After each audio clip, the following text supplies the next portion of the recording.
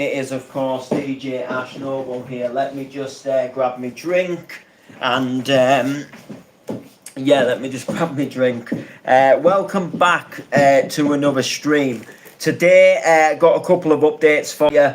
Got some absolutely huge news for you, and going to talk a little bit about this weekend's gig, my biggest gig of my DJ career. And I'm actually really looking forward to it. Before we do get into the stream, I just want to say, before anybody comments on this live or leaves a comment when it's not live, I have not had my arm tattooed. I know it kind of looks like I have, but I'll just show you now. It's actually a sleeve.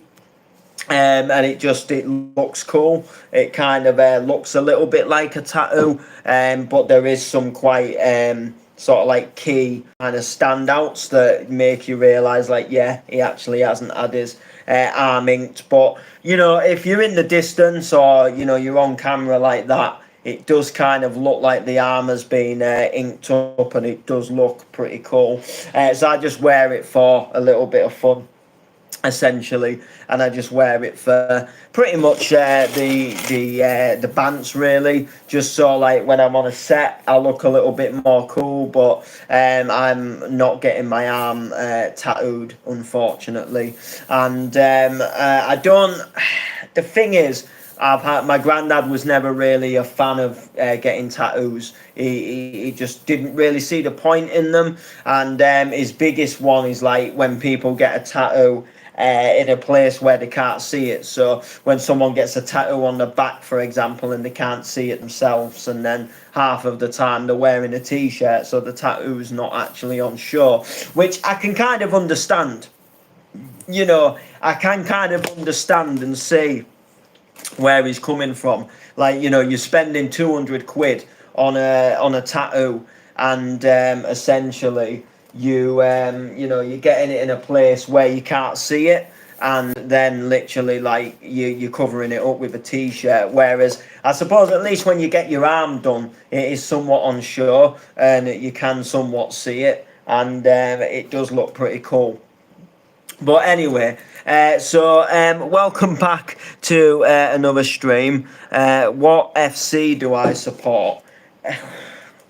I don't support FC. I don't support any football clubs. I don't like football. I think it's like one of the worst sports in the world. Like, I'm sorry, I don't like it. I don't know how well the camera picks it up, but you can, if you can see behind there, there's a calendar there, and it's got motorbikes on it.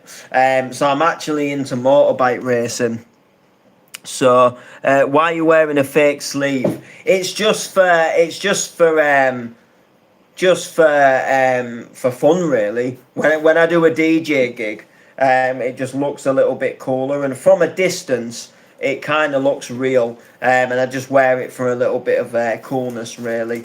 I'm not I haven't got any tattoos. I don't really plan on getting any, so it's just something I do. But yeah, if you look behind there, that's a motorbike calendar. So why do I have a Dr. Pepper bottle?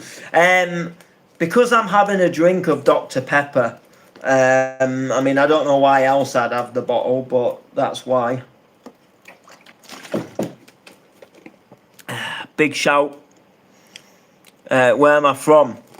So I'm from the UK, from a city called Hull. Oh, nice.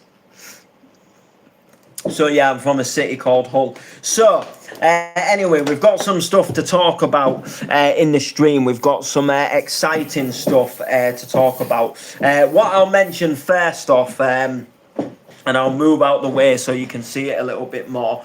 As you can see, I've moved my DJ setup around, and basically everything's all changed. So there's a telly on the wall now. You can see there is some lights that flash, but obviously you'll see them better when the main light's off, and it just looks better. So I do a lot of live streams on TikTok, and it just means I'll just look a little bit more cool, and kind of hides the fact that I'm in a living room as well, and looks more, when I've got all the lights going and visuals on the telly, it looks a little bit more, just, a bit more like I'm in a bit more of a nicer place than just a living room. So I'm also from the UK.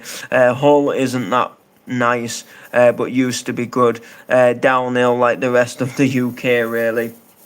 The thing about it, Mark, and I say this right, is everywhere in the UK has got its like good and bad points about it. So like people say like, oh, like, that town's a shithole, and I think like, do you know what? It might not be as nice as like other places, but it has its good points, it has its bad points. Like the thing is, like, whatever town you move to in the UK, whether you go to London, whether you go to Blackpool, whether you go to Leeds, whether you go to like Edinburgh in Scotland, whether you go to Cumbria, Newcastle, you're always going to be surrounded by shut down shops, alcoholics, crackheads, druggies, and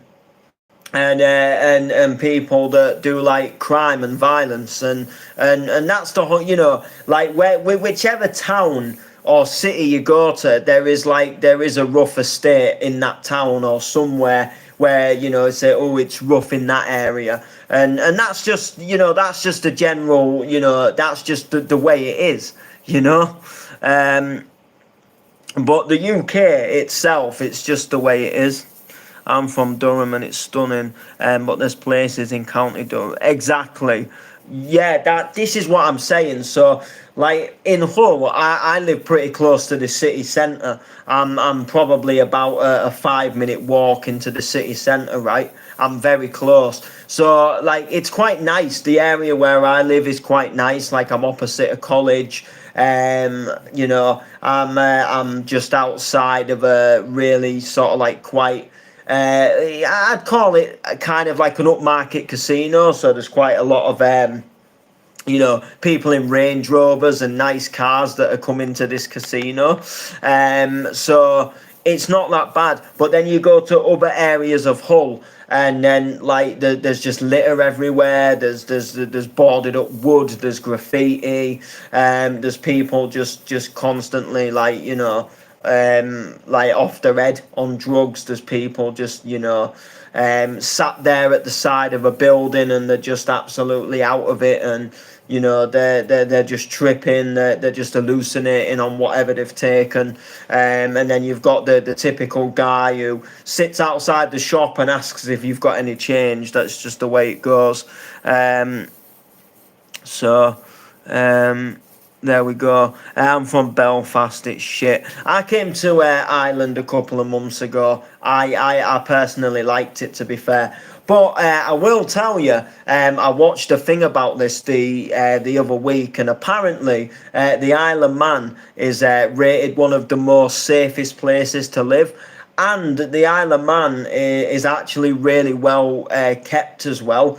It's really weird, like how different it is over there. Like you don't see a lot of litter for starters, and you don't see a lot of graffiti, and apparently the crime rate is really low over in the Isle of Man, which is absolutely mind-blowing. Now I'm a big fan of the Isle of Man, the motorbike racing. I go over there to watch it. I've been over to the Isle of Man countless times. One of my dreams is actually to move there one day. I'd love to move over to the Isle of Man when I've done everything I want to do over here, because it's just a nice place. It's really nice. So that is something that I found out the other day, watching it was a video about it was a video about like about like bad places to live, and like the worst and best places, and it just mentioned that the Isle of Man was actually rated one of the most safest places to live, which is really mind-blowing. Anyway, we're getting distracted. So this weekend, or should I say this Friday, we've got a couple of big things happening. So first off, we have a track coming out. We have a brand new single coming out called Feeling Your Heartbeat, myself and The Layman. It's coming to all streaming platforms, so Spotify, Amazon Music, Apple Music, Deezer, you name it. It's coming to all the platforms, and you'll be able to like use it in your like Instagram, Facebook, Snapchat stories, wherever. You can basically, create a story and add music. And we're super proud of it. It's an original track, so it's no remix, it's not a bootleg. There's no sound in the track that's been used in another track, believe it or not. Everything has been created by us. The only thing, that I suppose you could really say, like, is maybe like the chords, like, because there's only so many notes in a chord, so it's very hard to write like a chord progression nowadays that doesn't sound like a chord that's been used in another song. But like apart from that, like there's no direct copy of a Pacific Melody or any lyrics or anything like that. So it comes out this Friday, and the huge news. So there's like huge news to this, and this is absolutely mind-blowing. And I never thought in a million years that I would ever come onto a YouTube stream or any kind of platform and announce this. But this is absolutely mind-blowing. So the track has been entered into the UK and Irish charts. So that is mind-blowing. So this is really, really mind-blowing in itself. So what this means is, so before everybody goes like jumping ahead of the game, so this doesn't mean that it's gone into the charts. This means that it's been entered. So what it means is there's a possibility that it could go into the charts, but it's not guaranteed that it will go into the charts. It's been entered, so it might land. If it does land, it will probably land somewhere quite high up. So like I don't know, like let's just say for argument's sake it enters into the top 100, which is a crazy thing in itself, and whether it happens or not, like I don't actually fully know, but if it did, like it would probably enter at like say number 90 or number 80, which that would be still mind-blowing in itself. But it could enter like, it could be like number 200 and something. There's like so many hundreds of tracks that go into the charts. Like there isn't just a top 40. There's a top 100. There's like a top 200. So like, we could go into any of that category. So all it basically means is, which it's still very, very exciting, it just basically means that we have been entered. So like the chance that we could go into the charts, it's not a definite thing, but there's more of a chance. It's been picked up, it's been entered. So essentially, like it might go in depending how well the track receives, I suppose. Like I don't really know how it works. I just know it's been entered, and there's a chance that we will be going into the charts. And to have that chance is like unbelievable. What this means is just mind-blowing. Mind-blowingly crazy to me. This time last year, I was like every track I was working on was the next remix, and I was just taking every a cappella under the sun and putting a donk over it, doing a donk remix, doing a donk tune, and I enjoyed doing that.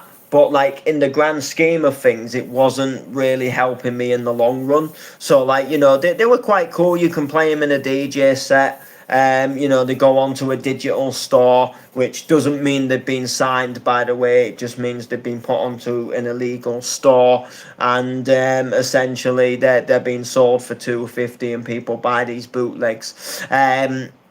they've not been signed. They don't really do well apart from like people who are in that community of that music genre, who are looking for new tracks for the sets will probably go onto them websites and they'll buy tracks, and you know, everybody's kind of just in a way like in a loop. They're releasing to that label, having their bootlegs put on there, and then you know, they're getting so much for the tracks that they put on there, and then they're just buying back into the website basically. So it's a little bit of a, you know, it's not like the worst thing in the world, but like it doesn't, like in the long run, it doesn't really get you anywhere real, as opposed to like, you know, doing something that's like your own and completely original. So so this time last year I was doing a lot of remixes. I was having a lot of fun, and I still do remixes, and I still have a bit of fun making them. I don't do them like all the time.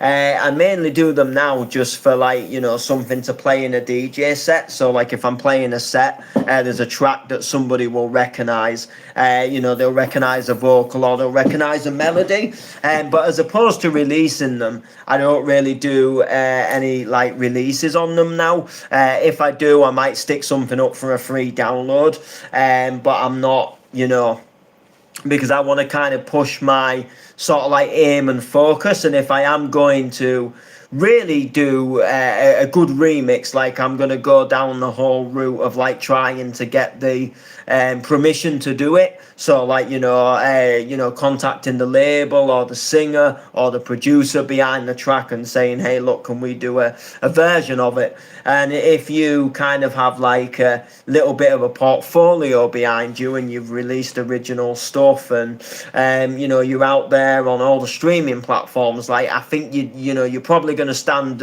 sort of a little bit more better instead. But you know, it would have to be something like that. You know, I kind of think like I'd really like to do a version of this, not just I want to do a remix, let's do this. It would have to be more kind of that sort of like, you know, there'd have to be a reason behind it, or I don't know, maybe I make a bootleg and then it does really well in sets to the point where like I think, you know, this would actually do well if it released or something. But like apart from that, like, you know, so can we get a sample of the tune coming out? So I can't play a sample right now because I haven't got the computer turned on. But if you go onto my channel, there is a sample on my shorts in the channel, and you can have a listen there. It's about 11 seconds long, I think, and it just shows a little teaser of the track. And you get a little bit of a vibe of what the drop sounds like, and you get a little bit of a teaser of what the vocal sounds like.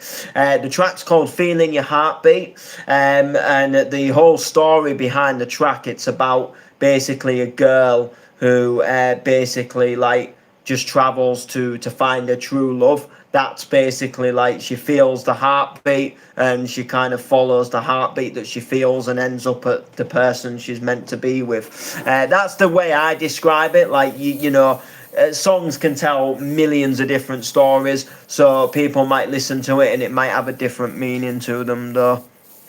So you sound like you're from Hartlepool. I really don't.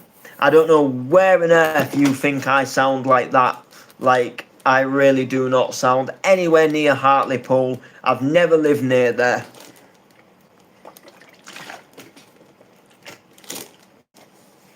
And there's nothing even Geordie about me. Like I'm straight up Yorkshire. So what was your role in this tune production? So my role was putting some of the music together behind the track. So so myself and the Layman, we work on these tracks together. We do a lot of tunes together. So normally I get an idea for something. I'll start working on a little basic idea, and then I'll link up with the Layman and I'll be like, I've started a track. You know, what do you think of it? And he'll have a listen. and he'll tell me the general vibe of like, you know, does he think it can go anywhere? Does he like the sound of it? Normally there is like loads of things he wants to change and add, if he does like the track. And then that's when he'll come in and he'll kind of like, you know, he'll kind of do all the kind of like, he'll do some really cool bits to it. So imagine like you've got two chefs. So I bake the cake, and then Layman kind of decorates the cake, if that makes sense. Like I kind of make this basic cake, and then Layman kind of looks at this cake and decides what needs adding to it. And Layman's quite good at kind of deciding, you know, like, let's do this to the track, or, you know, let's try adding this here. And then we kind of, so I just start like a really basic shell of a track, and then pitch it to Layman, like, you know, should we do something with this? And then we both then work on the track, and he puts some of his ideas towards it, and we start sort of producing it ourselves, from my basic idea. So I might just have like a general like, okay, you know, this track's called Feeling Your Heartbeat. You know, I might not even have the name of it, but, you know, I'm playing around, you know, and then we've got this kind of idea, and then it kind of stems from there, really. That's kind of where it kind of stems. And it's really good, because like Layman is really good at like filling in the gaps of what's missing, or making something that's already there just sound like 100 times better, you know, and just really bringing kind of like character to life. It's almost like you've got a grey and white telly, and then the Layman adds colour to it, and it just, honestly, really good. So that's kind of what happens, and then it was kind of the same with this track. So I'd got this kind of like little idea down, you know, basic idea, and then Layman was like, I actually really like this. And then he came up with some ideas of like what we could do to this track to make it sound even better.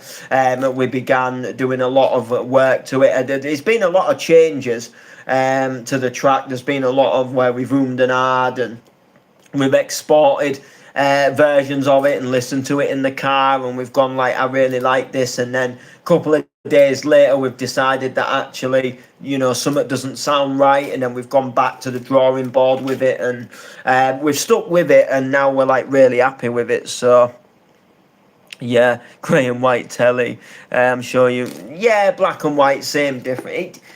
Do you know what, they call it black and white, but it was great, wasn't it? Like, I'm not being funny. Like, where was the black in a black and white telly? Like, it was grey. It was grey and white. When you watched it, you saw grey. So I don't know why they called it black and white. But anyway, the point being, that's kind of what goes into a track. Layman is very good at like, so I'll write some basic chords, and then Layman will just kind of come in and be like, you know, let's add to these chords. Or like I'll write down a basic bass line, you know, which will be in key. It'll follow everything in key. But then Layman will just have this idea that will just make it sound more groovy, or it'll just make it sound better, or, you know, we'll try doing this with it. And then, like, you know, I've got to say, like, 9 times out of 10, you know, you know, it'll work and it'll sound sick, and it'll be really good, you know. So that's usually what happens. But yeah, so anyway, point being, it comes out this Friday, all streaming platforms. Get to the streaming platforms on Friday. Layman and Noble, Feeling Your Heartbeat. It's a summer tune for 2025. It's, you know, it's coming out sort of in good time for summer. I'm super proud of it. I've even got the album cover photo framed. That's how cool I am with it. And yeah, this year I've taken a little bit of a change in direction with my music production. And now I'm working on a lot more original stuff as opposed to remixes. I'm doing remixes in the background for a bit of fun, something I can just play in my sets. My main focus is the original music now. you know, with the excitement of feeling your heartbeat, listening to it, knowing that it's like fully original, knowing that it's fully ours, that, you know, we've created the sounds and we put the track together. It is really, it's amazing. You know, we've come up with the melody, the chord progression, the bass line, everything is kind of being put together by us.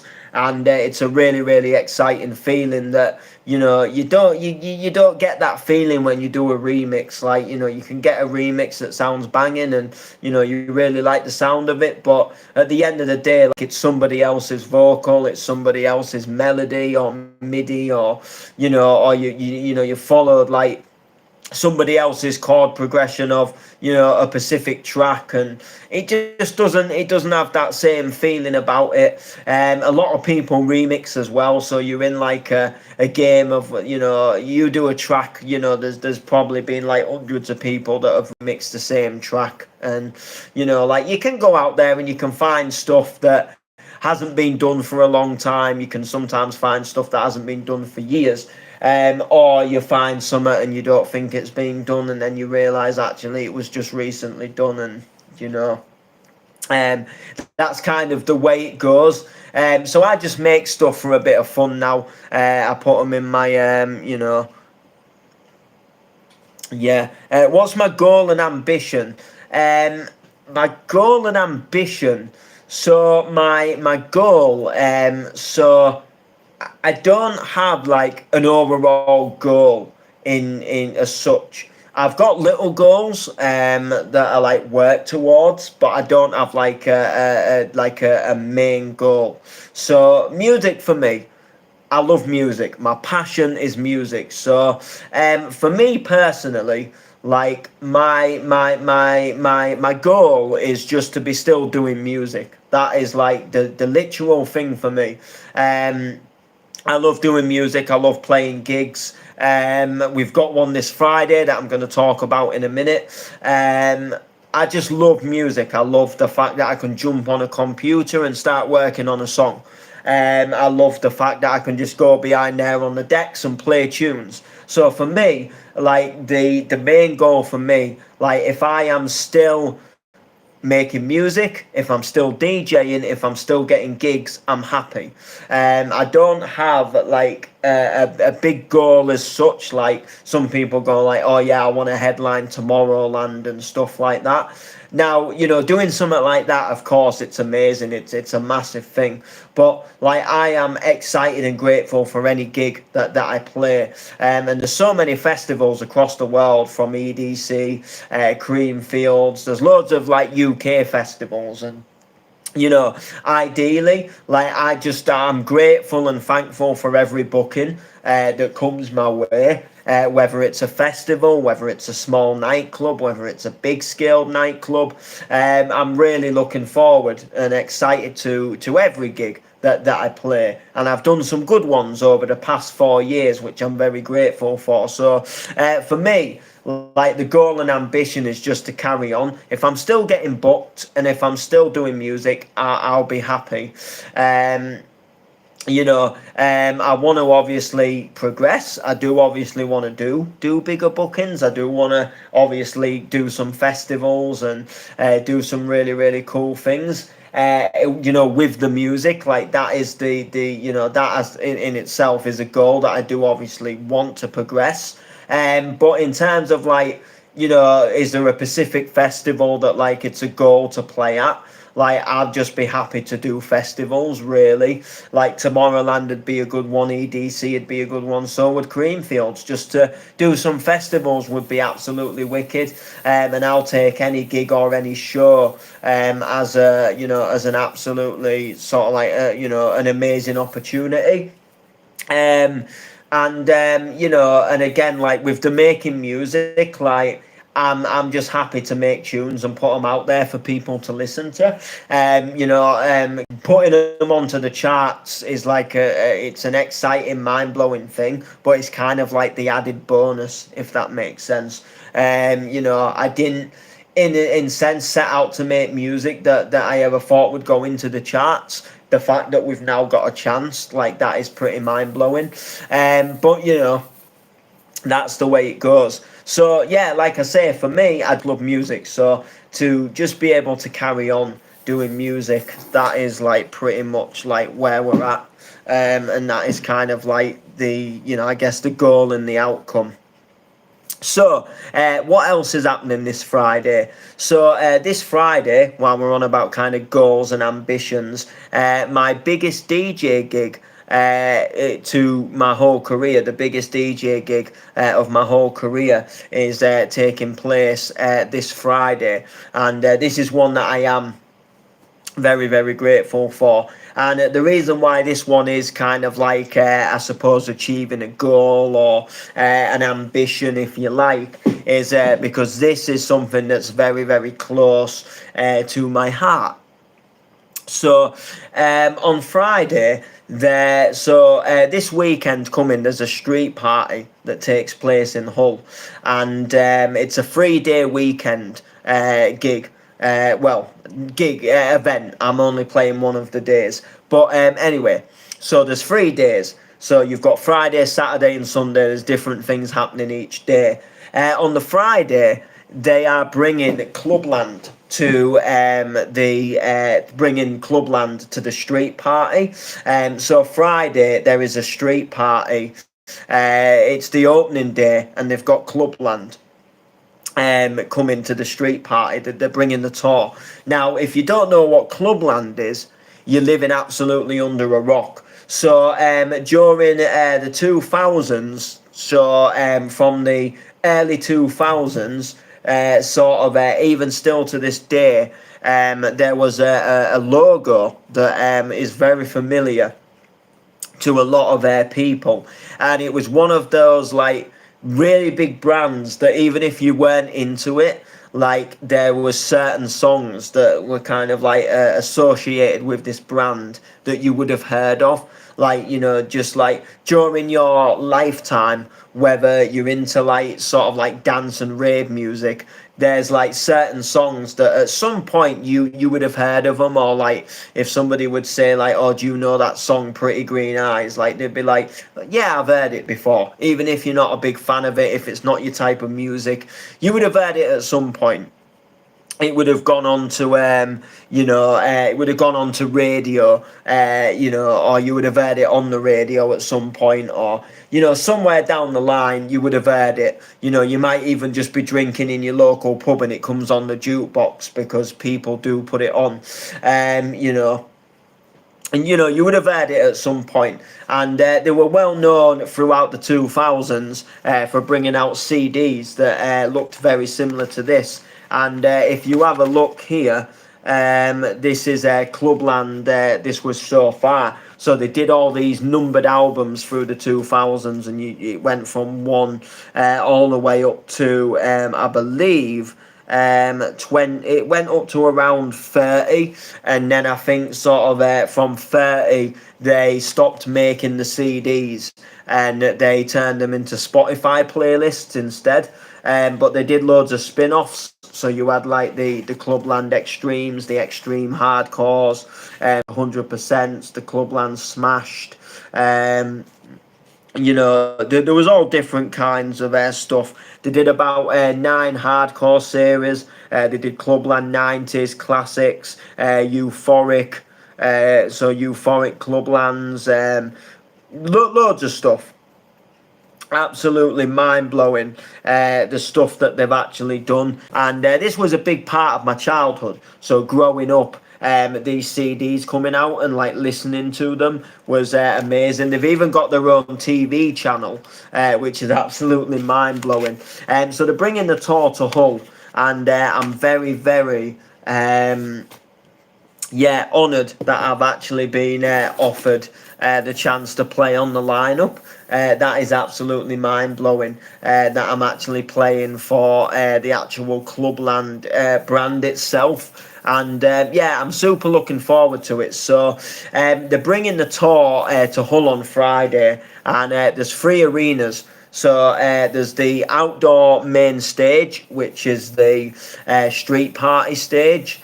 Then you've got the Bounce Room, which is an indoor nightclub stage that's inside the nightclub. And then there's a VIP courtyard stage. So there's a VIP courtyard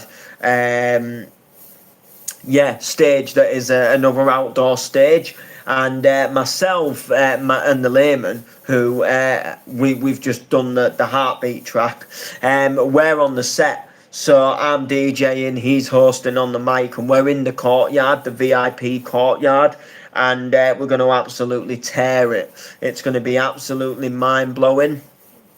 We're going to absolutely tear the place to bits, and I actually can't wait to tear it to bits. It's going to be absolutely amazing.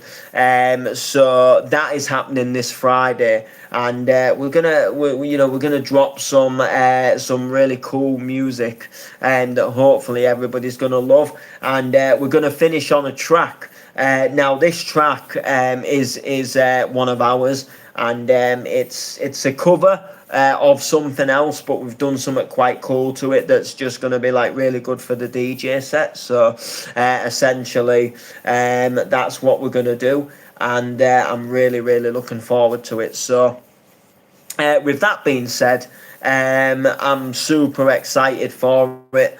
And the lineup consists of some absolute legends. So singing live on the main stage, we've got Fragma, who is known for Toko's Miracle, I Need a Miracle. We've got Ultrabeat, obviously known for Pretty Green Eyes, Feeling Fine, Sure Feels Good, Disco Lights, and a whole lot more. Flip and Phil, they're playing. They're known for obviously like Discoland and Shooting Star, and they're going to be there also playing a set. We've got Ian Van Dal, who is also known for Castles in the Sky, Reason, Tell Me Why, and stuff like that. And also Will I, so some absolute classics there. We've got Sweet Female Attitude, who is known for singing the classic track Flowers in the Pouring Rain. That is again something that is absolutely mind-blowing, and that is kind of what's cooking up on the main stage, alongside some supporting acts. Kirk Lloyd from Grimsby, a guy called FaZe from Hull, is also playing on that main stage as well. Then we've got the Bounce Room, so the indoor Bounce Room club filler is headlining the Bounce Room.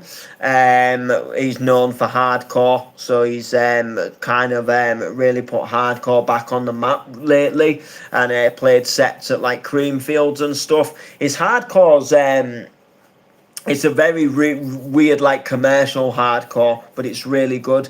It's almost like just a faster rave version of like really well-known sing-along anthems with some like kind of hard, heavy drops in there, and it's kind of, a lot of people have taken a liking to it. And he's doing a lot of good stuff with that. So he's playing in the Bounce Room, and then there's some like local people playing. So there's a guy called the Jester from Hull. There's a DJ called Overdrive from Hull that is also playing on the lineup as well. Healy from Hull. And I think there's some other people as well that I'm probably missing out, but really good. And then we've got the VIP courtyard, where myself and the Layman, we're headlining at the VIP courtyard.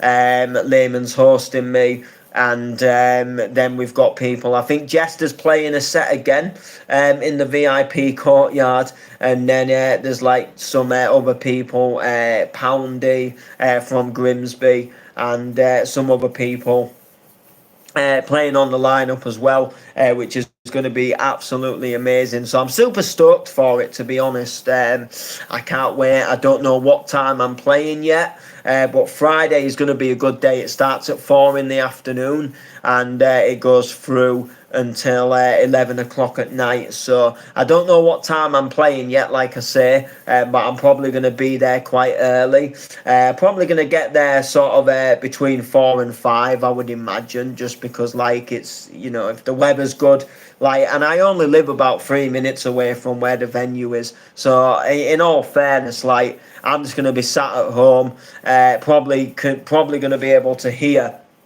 the music. What I'm also probably going to do as well this week is I'm going to try and get down to the venue and just kind of see if anything's happening, because what they do is they close the street off and they build a massive stage. So I want to kind of see if there's anything, if there's anything that we can, that I can film and just, kind of promote that at the event. And then, if I can see anybody like building the main stage, or if there's anything. I mean, it's a normal street, so like they're not going to be building a stage now, because they're not going to be able to, keep the street closed for long. So they'll probably have to like, I don't know. They'll probably start building like late Thursday, I would imagine. I don't know how long it'll take to build it, but they just put a big stage up basically, and then I think there's gonna be like outdoor bars and stuff, and like tokens for like drinks and stuff. So you buy tokens like you would at a festival, and that is pretty much the score. So with that being said, I'm really looking forward to it. I am going to go down to the venue. I'll just have a nosy at some point, probably. I might have a nosy on Wednesday just to see like if anything is happening. I think if anything, things will be happening on Thursday, I would imagine, but we'll see. And apart from that, I'm really looking forward to it. So that's going to do it for the stream. Make sure to like, make sure to comment, make sure to share. It has just, has it just gone? What's the time? Yeah, it's just gone 1 o'clock. So 1 a.m. So I'm going to get some shut eye. And make sure to like, make sure to comment, make sure to share. And we'll see you soon. Boom.